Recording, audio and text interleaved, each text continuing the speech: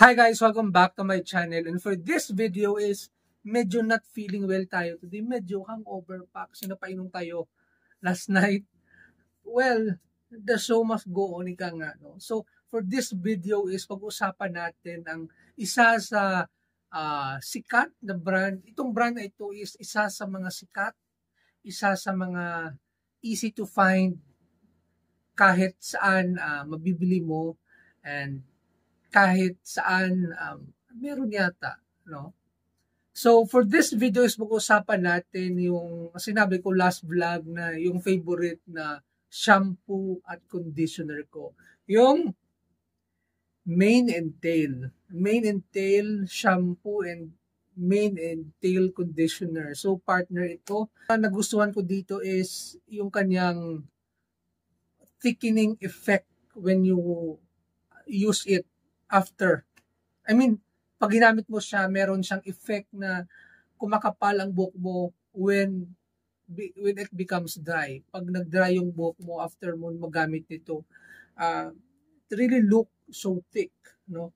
Tapos pwede mo na siya maayos ng kung ano ang gusto mo na hairstyle. So yun. So as usual, the first step, review muna natin yung product. So, ito yung Mane and Tail. Siguro nakita nyo na ito sa mga supermarket, grocery stores. No? So, ito, Mane and Tail, the original. Mane and Tail and Body Shampoo for shiny and manageable hair.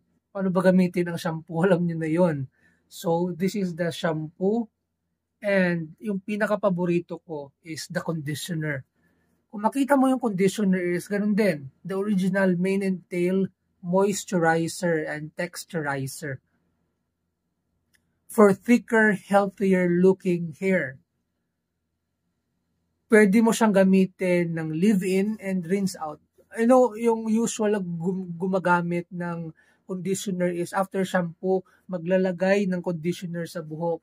And then, ipapastay siya ng mga 2 to 5 minutes. Yung sa iba, meron na yung iba na 3-minute miracle. So yun. So ito ang pinaka-paborito na gamitin na conditioner na ito is for leave-in. You know, pag after mo mag-shampoo, i-dry mo yung buhok mo. Tapos pag dry ng buhok mo, mag-a-apply ka ng conditioner. Parang gagawin mo siyang gel sa buhok mo. Pag-apply mo, konti lang, lalagay mo siya, suklayin, tapos let it dry. Yun, pag nag-dry na yung nilagay mo na conditioner sa buhok mo, yun, meron na siyang effect. Pag sinuklay mo siya na parang mag-volumize na siya. At pwede mo nang masuklay kung ano yung desired mo na hairstyle sa gusto mo. Yun. And easy to manage hair, no? Kahit hinahanginan siya, pero ganun, parang basta nababalik siya sa kung ano yung ayos mo kapag nakalagay. Yun. So, ganun. Isa ito sa mga paborito kong brand because ang tanong, nagpapakapal ba ito ng buhok? Kagaya nung minoxidil. Hindi. Ang kanyang purpose lang is nagpapakapal siya in the sense that ganun pa rin yung buhok mo, hindi tumubo or whatsoever, naging looking healthy lang, looking and healthier looking hair. Yun. So, ganun.